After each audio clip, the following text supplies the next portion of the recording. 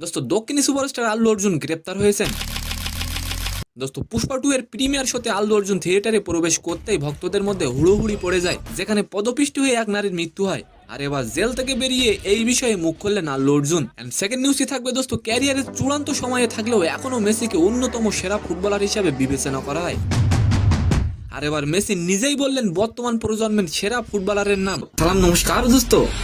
দোস্ত বক্স অফিসের দাপটের সঙ্গে চলছে পুষ্পা 2 সিনেমাটি। সাফল্যের জোয়ারে ভাসছেন আল্লু অর্জুন, কিন্তু এরই মধ্যে হঠাৎই দুঃসংবাদ পেলেন আল্লু অর্জুনের ভক্তরা। দোস্ত পুষ্পা 2 এর প্রিমিয়ার শোতে ভক্তদের হুড়োহুড়িতে পদপিষ্ট হয়ে এক নারীর মৃত্যু হয়।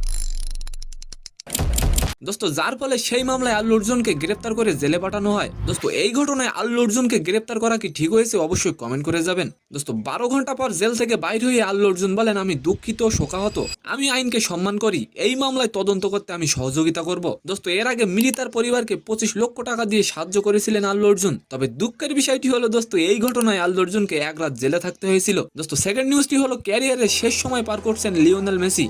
তবে মেসিকে এখনো অন্যতম সেরা ফুটবলার হিসেবে বিবেচনা করা হয়। দোস্ত তবে মাঠ মাতাতে শুরু করেছেন নতুন প্রজন্মের ফুটবলাররা। তাদের মধ্যে থেকে সেরা ফুটবলারকে বেছে নিয়েছেন লিওনেল মেসি।